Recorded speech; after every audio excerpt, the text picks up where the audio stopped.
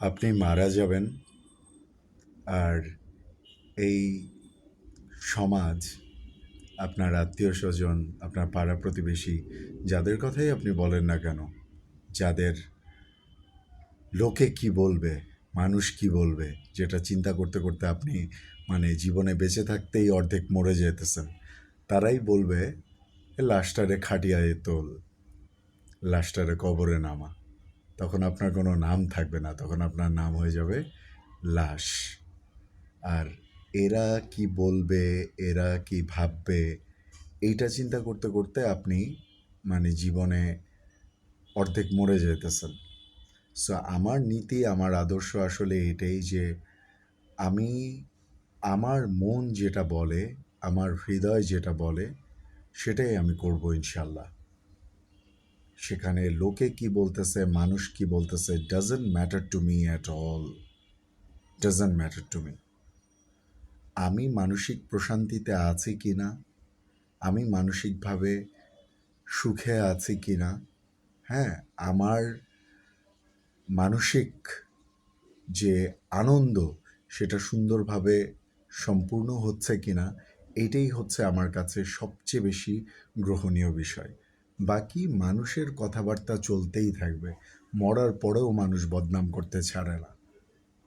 এই তথাকথিত আত্মীয় স্বজন যাদের কথাই বলেন না কেন, মরার পরেও মানুষ বদনাম করতে, এর কথা তার কানে, তার কথা তার কানে, এগুলা লাগাইতে ছাড়ে না। সো আমার রব আমার সাথে আছেন, আলহামদুলিল্লাহ। সো এই লোকে কি বলবে, মানুষ কি বলবে, মানুষ কি ভাববে, হ্যাঁ, এটা হচ্ছে আমার কাছে একটা dash dash dash dash thing. ওই ড্যাশ ড্যাশ ড্যাশের জায়গায় অনেক খারাপ একটা কথা হবে, সেটা বললাম না। সো এটাই আর কি। সবশেষে কথা হচ্ছে এটাই যে নিজের মানসিক প্রশান্তিটাই আসল।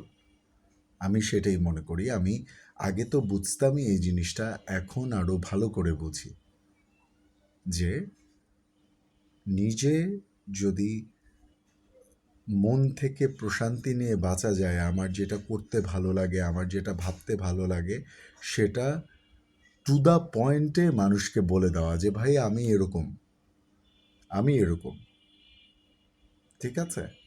আপনার যদি পছন্দ না হয়, আমার কিছু করার নাই, কারণ আমি মানুষ, বিরিয়ানির প্যাকেট না যে আপনাদের সব আত্মীয় স্বজন, সব মানুষজনদের আমি প্যাকেট হয়ে নিজেকে সারা জীবন বিলায় বিলায় বেড়াবো, ঠিক আছে? এটা আমার নীতি। সো আমার নিজস্ব নীতি আছে, আদর্শ আছে। আমি যেভাবে থাকতে কমফোর্টেবল, আমার যেভাবে মানসিক প্রশান্তি আসে, আমি সেটাই করব ইনশাল্লাহ।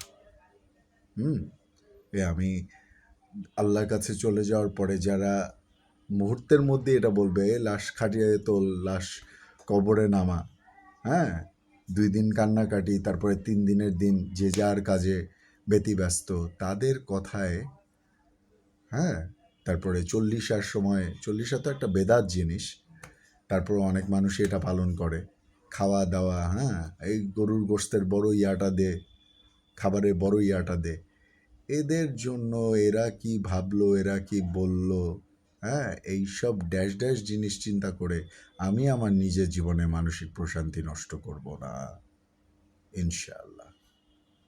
শুভাকাঙ্ক্ষীরা দোয়া করবেন আমার জন্য।